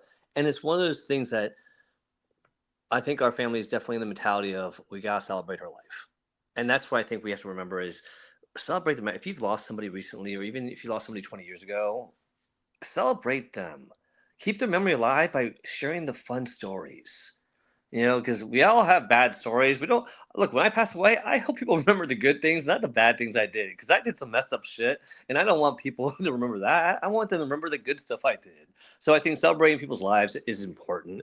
And to your point, I think it's always important. Like you talk about your mother, you talk about your grandmother. These are memories that make you who you are today. And we have to remember that. My grandfather was in Cuba, in Spain. He helped my father and the family all come here when Fidel came. I mean, their story is amazing. I want to read my father's story now that we've co-authored books because his story is so amazing, and I would hate for that to just disappear one day. And guys, honestly, that's the message, right? Because I share my story of my family. But as big as our family is, I don't have a ton of pictures. You've seen a good majority of what I have. I don't have my grandmother's written experiences. She didn't blog on Facebook every day or whatever you want to call it, right? Like, and still blogging, guys. We're putting notes out there for the world to remember what we did that day or to learn from whatever we experienced. I wish grandma wrote hers down. She had always talked about writing a story. She wanted me to just sit and type, and we never made time. And man, do I regret that today. Right? I think one of the things you can do, though, because this is about us, how do we tackle us? How do we prepare for the life we want? And I think you have to own the narrative. Felipe has been one of those people right alongside me in these books. He was published in both of the ones I was in about his story, right? He is harnessing part of his life to make sure it's always there. That's what we're talking about. And it doesn't take a whole lot. It takes action. It takes putting it on paper. But Nicole, she's here. She's launching a new book today even. It's live right now. And I need, Nick, can you drop it in the comments? Because I want to buy the book. But honestly, I'm live. Drop the link. But she helped us get our stories on paper and published. And then it's there for my kids. I can hand my children my book. I was able to give my kids' best friend my books. She asked about stories, and I can share my own. Here you go. That's how it happens. And I have more to leave. If I disappear tomorrow, I want the family recipes written down. I want people to understand what victory and victim means, right? I want them to know what document that act means. I want my grandkids to pick up that comment, statement, whatever, and be able to activate the mindset the same way grandma did, knowing how grandma did it, right? because my grandma had 8 kids through some really tough times, Felipe. And I look around today knowing that, you know, eggs are $9,000 and they're going down, I'm hearing, guys. But could you imagine feeding 8 kids with the prices of Oh eggs God, and no! stuff? Oh my God! And eggs used to be the cheap way to eat. But Houston, you know, I love that you've done, and it sucks that we've lost some of the history. We don't have the documentation, like you said, of your grandmother or stuff like that. But and you've done this. You said this before. What we're doing right now, what you're doing, you're leaving a legacy for your kid, for your daughter, for future generations. The fact that you wrote a book, co-authored a book, absolutely. But the fact that you read your book on your show here, and that's documented, the fact that your daughter can go back and listen to your voice and read the book, that I think is so much more meaningful. Because I was never a big audiobook person, let me be honest. And then I started doing them when I had to do a lot of traveling. And now listening to people's stories, it's something that like, wow, this is a great thing to document your history and share it with people. And like Leslie Flowers, I'm looking forward to listening to her audiobook of Irada because I love her voice. I love her hearing her tell the story.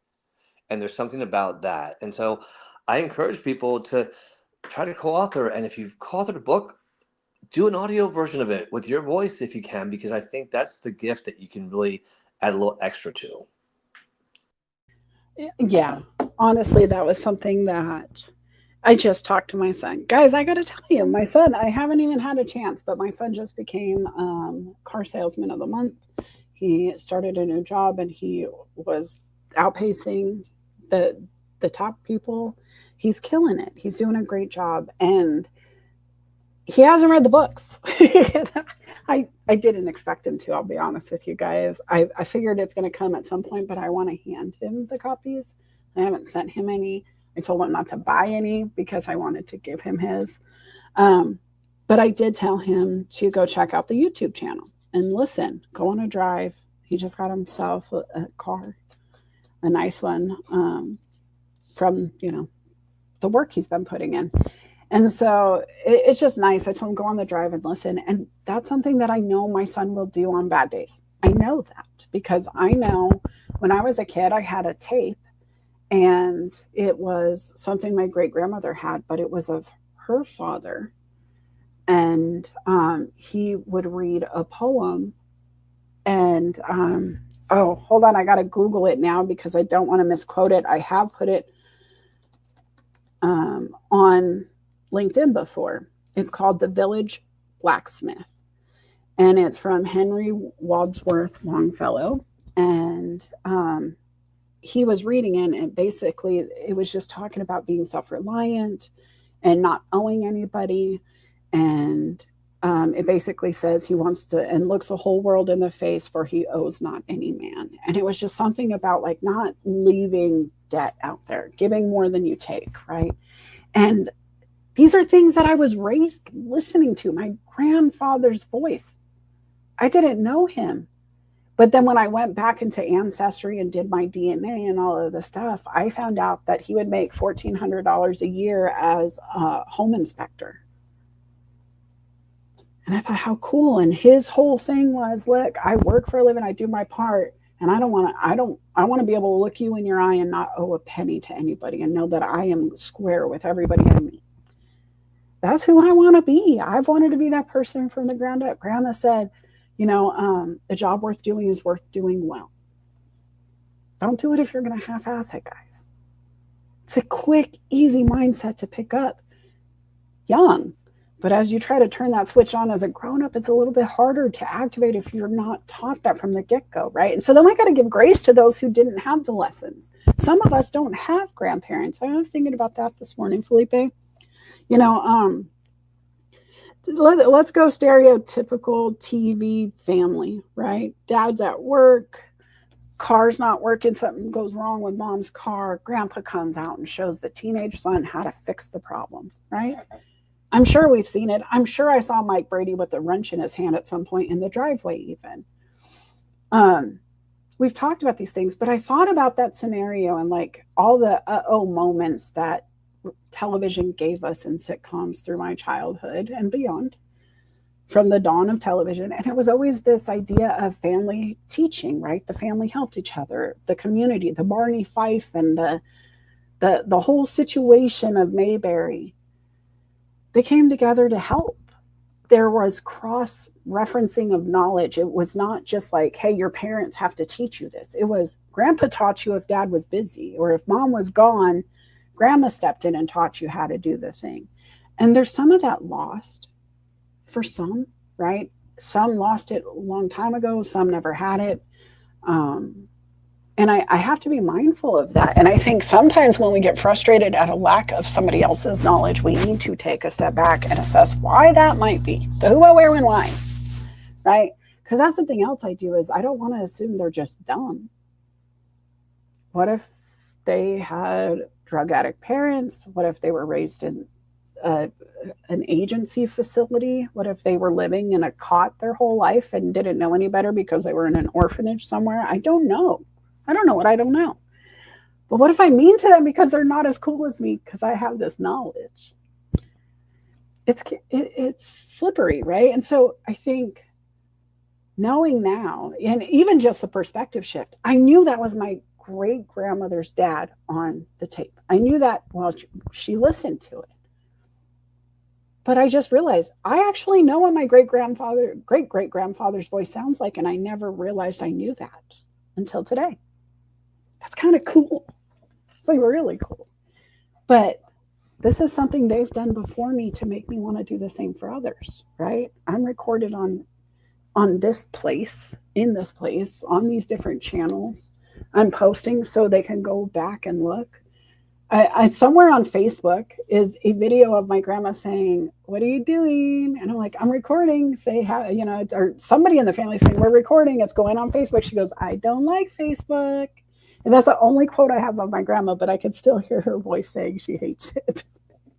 And yet here we are, keeping the memories alive, doing the thing that she dislikes so much that I don't mind.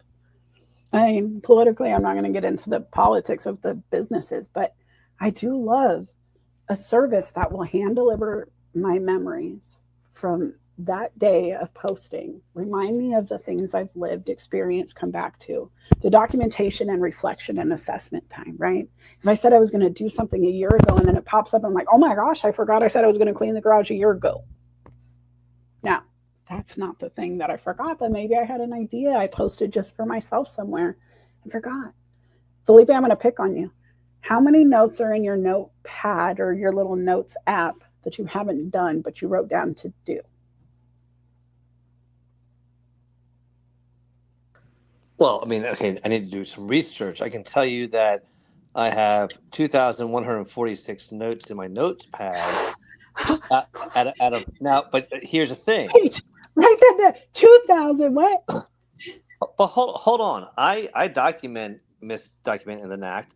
I have a folder that has 45 notes just for our careers, chaos, and coaching. I have 58 notes for the High Achievers Hour. I have 45 notes for the Workplace Wellness Hour. I'm sorry, 86 notes for the Workplace Wellness Hour. So I every post I do, every show I do, I have a notes page for it. Now, as far as projects, I will tell you, I do have a folder for projects. Hold on, let me pull it up here. Let's see here. I have 11 projects that I have not started yet, but they're ideas that I've started working on and haven't finished fleshing them out yet. Okay. Listen, I love this. I'm only picking because honestly, I have journal after journal, planner after planner of dreams. Some of them have come true, some of them have not. Dave Knoll, he's on LinkedIn, guys. You should check him out. He just wrote a book too. I have it here, The Visionary. I can't wait to tap into it. I haven't done it yet, but not all the way. But he loves a good Venn diagram. He talks about his dreams. He has a little book he keeps with him near his nightstand. And he did the show Chopped. Maybe you've heard of it on the Food Network. He's also did Flip or Flop, that game show that's like number 3 in America or something. And it all comes down to him just keeping those little notes alive. somewhere that he can revisit when it's time. You know, it's really cool when I have these $1 million ideas. I don't know about you, Felipe, but I will look at my husband and go, here's my $1 million idea for the day. We joke, but I've had ideas. And then like a decade later, we look at each other because there's my idea. And it wasn't mine. I didn't do it. I didn't act on it. Right. And so it's important to revisit it. I think it could be today for you guys, right? If you came to the show at all, if you're watching this on Team Replay, if you're doing any of the stuff, ask yourself why you came. What's changing in your life? What are those dreams you have inside you need to write down? What's the stuff you want to fix? Like, all of it comes back to documentation. There's nothing you could do without some kind of assessment. And if it's a multi-step task, you're probably going to have to remember the steps. And if each step creates a few more steps, you can get really busy really quick. And if you're trying to remember it all, and then the order of operations to do it, and it's a new concept, it's not going to really work well. Now, Felipe and I have fought before on the shows of the Careers, Chaos, and Coaching about SMART goals and how that works. And I don't think SMART goals are very smart if you have to take 30 minutes to plan a goal. So guys, you're like using it wisely, right? If you're like, hey, I'm going to do the dishes, you don't have to write down. Hold on. No, I'm not misquoting you. Hush. Hold on. I just muted him for a minute. Let me finish my thought. If I'm going to do the dishes, I don't need to write down, I'm going to do the dishes by putting the hot water in the sink with the soapy water. I'm going to use this. I'm going to dry it. I'm going to do that. I don't need that. It is smart to have it in your brain. It's not that kind of goal. You wouldn't do it for dishes. Why do you keep interrupting me on my show? It's not the chaos show. Because you're misquoting me. I'm not quoting you. I said we covered it, which means I was quoting myself because this was my stance on the show. And he sounded a lot like that on the show, if you want to know. You can go watch it on my YouTube, which is where I was really going to take him. If you guys want to figure out SMART goals, do it. But I think it's smart to do it the way that's most efficient for you. And that's really the point, is some people do need to write it down. Really, there's an app out there right now, Felipe, and I know, you came off mic, but I was trying to protect you a bit because I was going here. There's an app out there that will literally tell you, hey, go do the dishes, and give you 5 check boxes below it just to get the serotonin boost going from checking the box. It seems silly, but it is. Some people have a self-care checkbox. Some have self-care means wash your face, brush your teeth, brush your hair, right? Put on deodorant. And so we make fun of those who don't do it our way, but you got to do it your way. And some people need the detailed list because they're memory slipping. Maybe they're facing medical issues where it's not easy to remember all the things and they need to have the reminder. ADHD is a very valid experience of that. Yesterday, for example, I'm not on medicine for my ADHD, guys, just so you know. It's not like that kind of thing. But I absolutely can get pulled in 50 directions in my job. And if I do that, plus have my own 5 tasks I'm doing, after 20 minutes, I pause and I just see chaos in my life. It takes me 2 minutes to pull a string to pull it together because I have this checklist in my brain. But if I was there without some way for my brain to go, where do I start? It wouldn't be smart to start yet, right? You would need to have a starting point. And so then when a task gets too big, because you have 25 things to do, you might have to prioritize them, then use that SMART goal strategy. But do what works for you. Felipe, now I would love to hear what you have to say on that. So 2 things. One, dishwasher. Crap, I hit mute. I was trying to mute myself and I hit yours instead. Sorry. Right. So 2 things. All right. So 2 things. One, there's a good value to a little bit of OCD in our life. Just don't let it control you. Because like my house gets cleaned maybe once a week. I don't clean it every day. I can't be that OCD about stuff because it would drive me crazy. But SMART goals are meant to validate and make sure that you've thought your goal through. The SMART goals are for not the dishwasher. It's meant like, hey, I want to start a business, or you know what? I want to save money to buy a car, or I want to write a book, or I want to start doing a podcast. Whatever that goal is, that it's going to take some time. After you write it out, you run it through the SMART test to make sure you thought things out. That's all it is. Is this goal specific enough? Do you have a way to track it?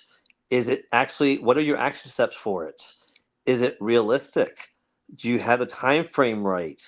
And it makes you ask questions of yourself to make sure that you've got this goal laid out well enough to be as successful as possible.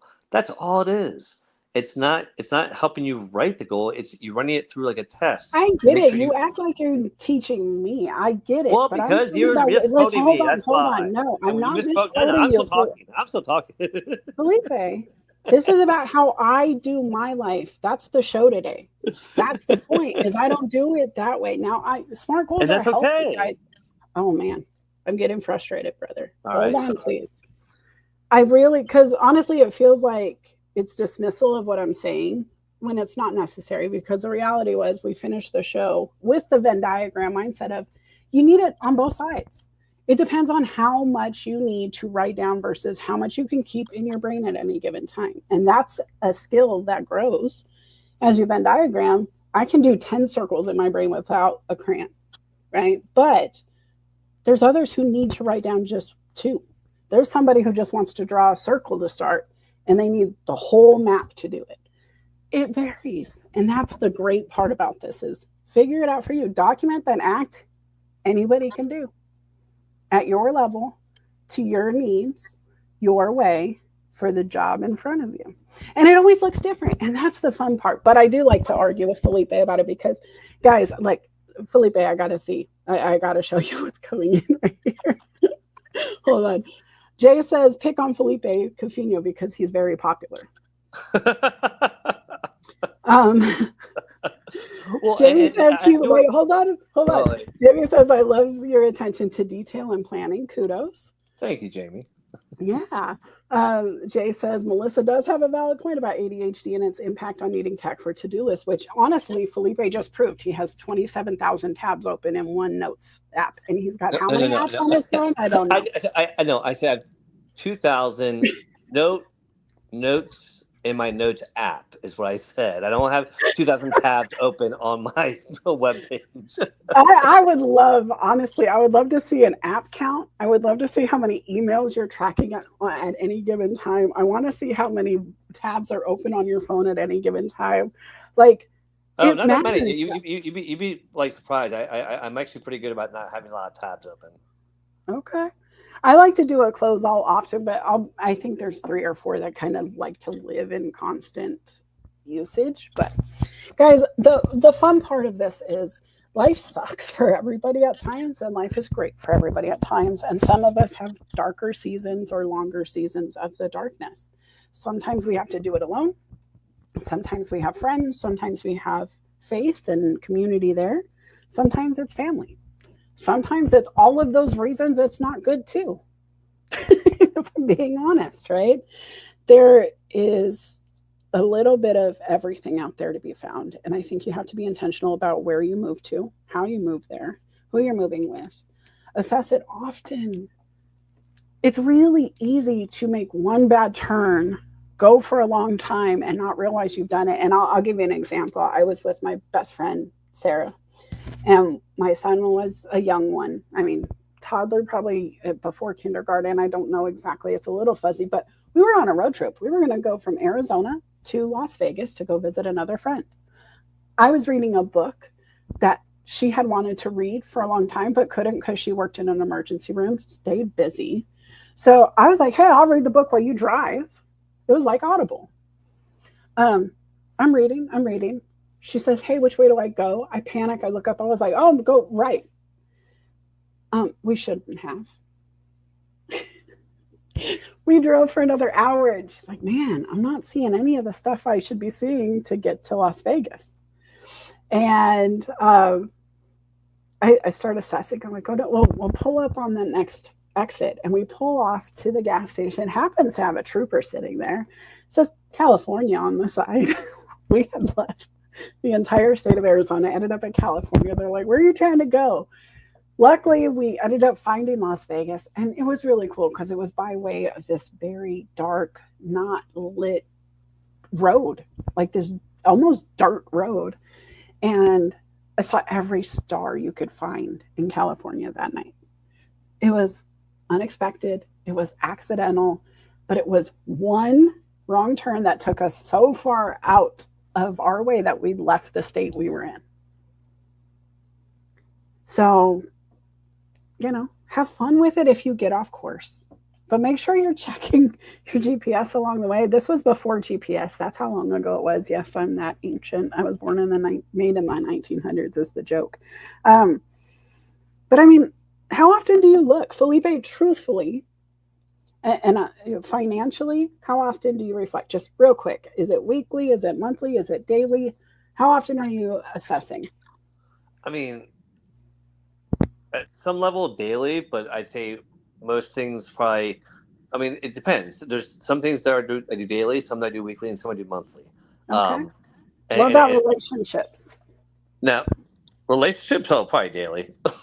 But here's the thing: like everyone's different, like you said, and just kind of like validating your point.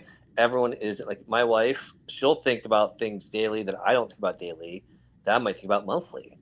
And so everyone's different in that way. And I think to your point, everyone's got to take their own path because however you do goals, if you need a vision board, do a vision board. If you need to write them down. Whatever works for you, that's the bottom line. And I think Yeah. that you know that's where Melissa and I agree is that we agree on where you need to go. It's just which road. You want to take the dark road? You want to take the well lit road? You want to take the road that MapQuest gives you? Oh my God, did I just say MapQuest? Good Lord.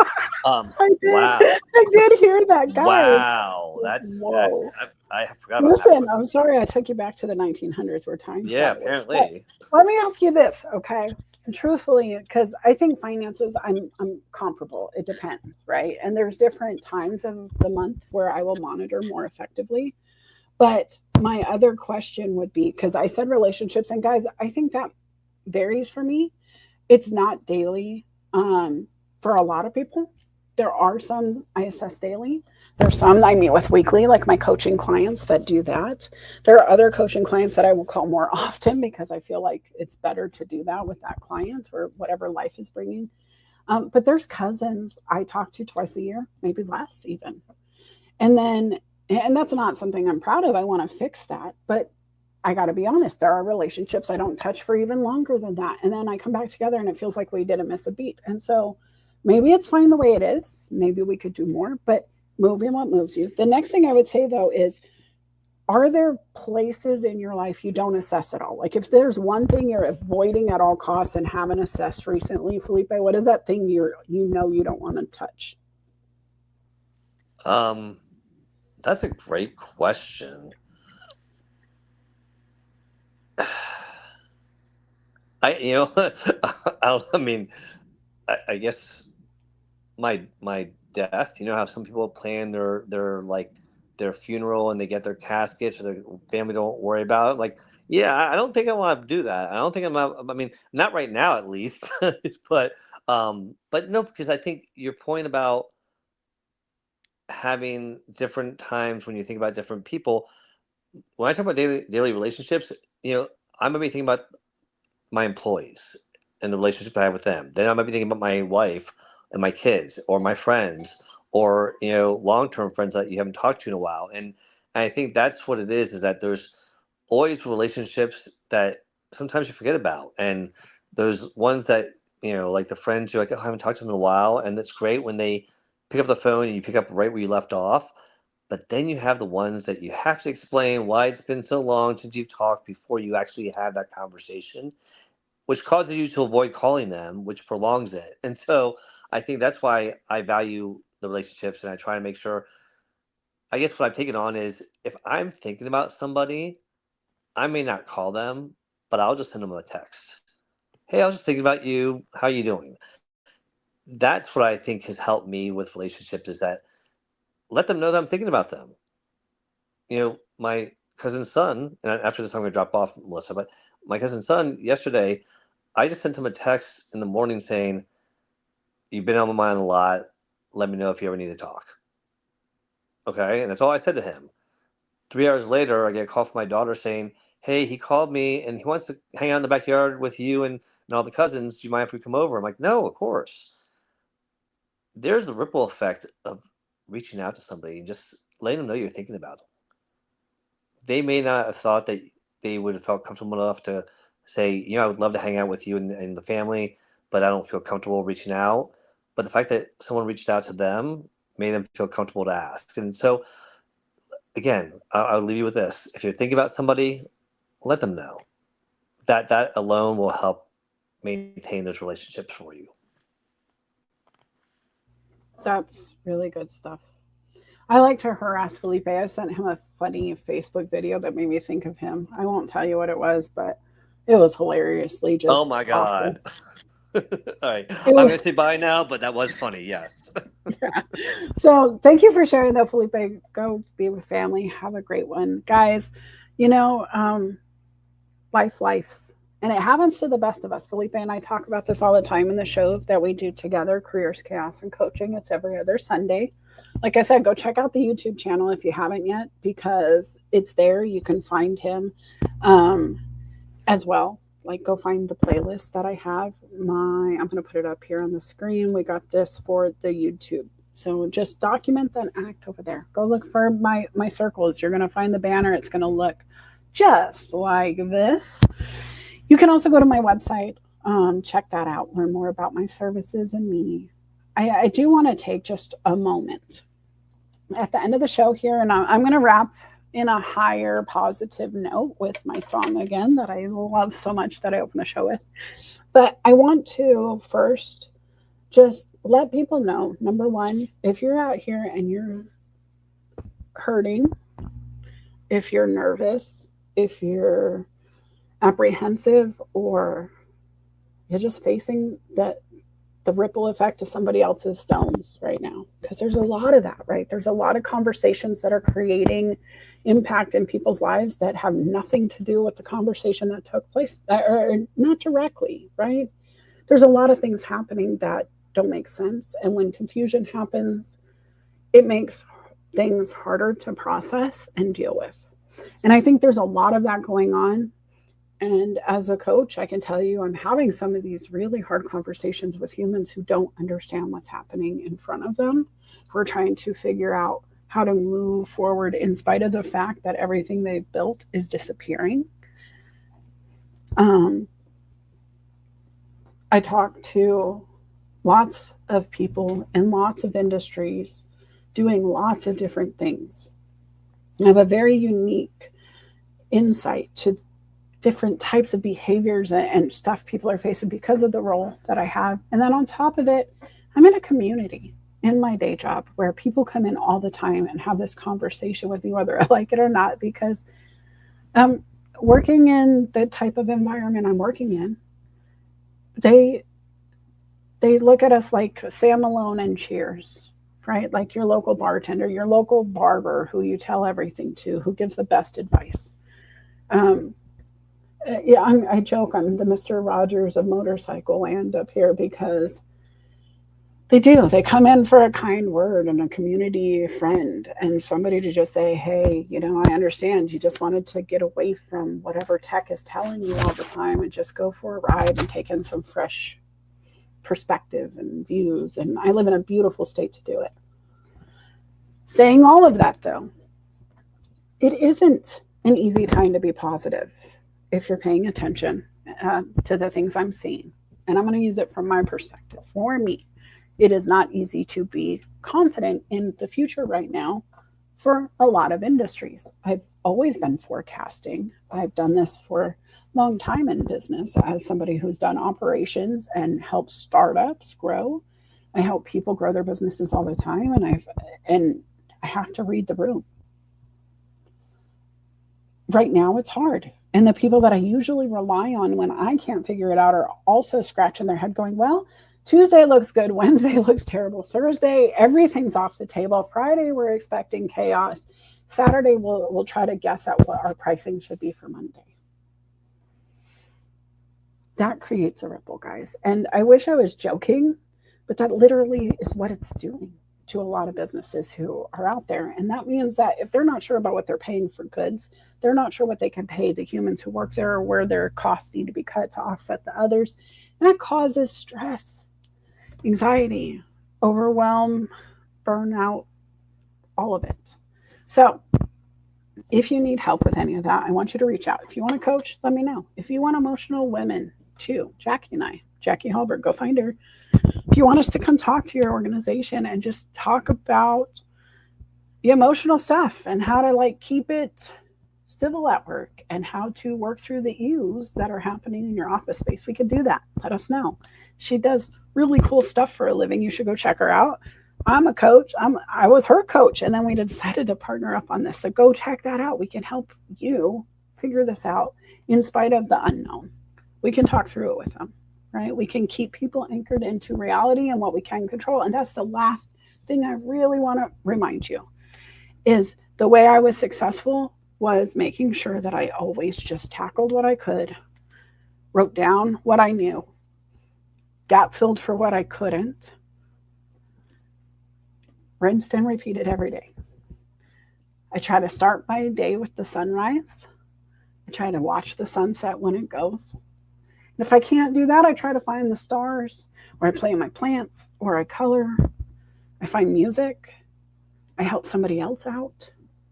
I think about the people who came before me and the things they had to face first. My great-grandmother lived through the Great Depression. Her father, the one who wanted to know not any man, had to feed his family through the Great Depression.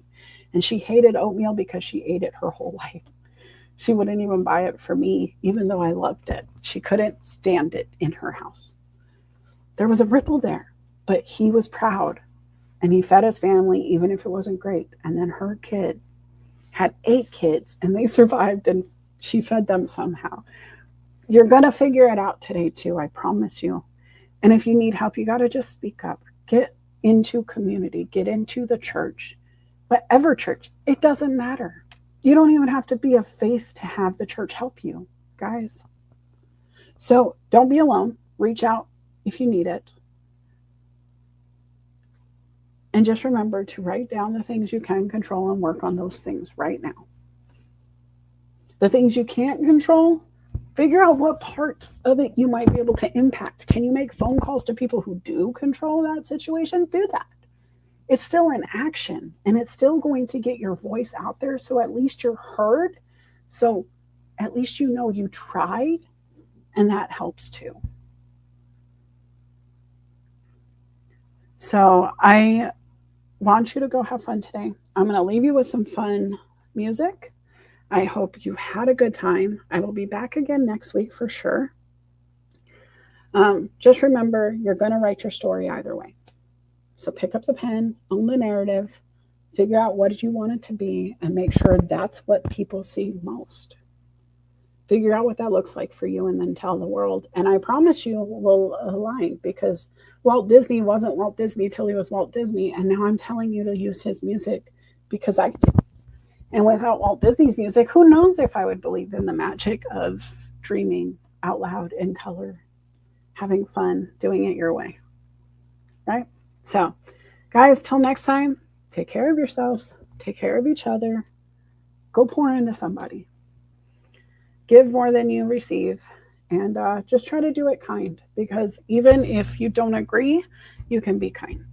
And that's allowed, right? We don't all have to agree. We just all have to do it so we don't hurt others as we move forward.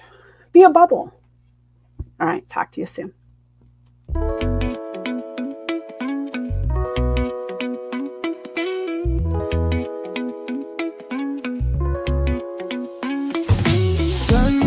Creeps through my window pane. Dreams of stars, now a faint refrain. Coffee brews and thoughts collide in this early morning ride. Wake up world, let's start the day. Insight flows in a bright array. Questions dance like morning dew. In this space, it's me and you. Coffee chats with Melissa. Every cup was a whisper. Conversations open doors. Spilling thoughts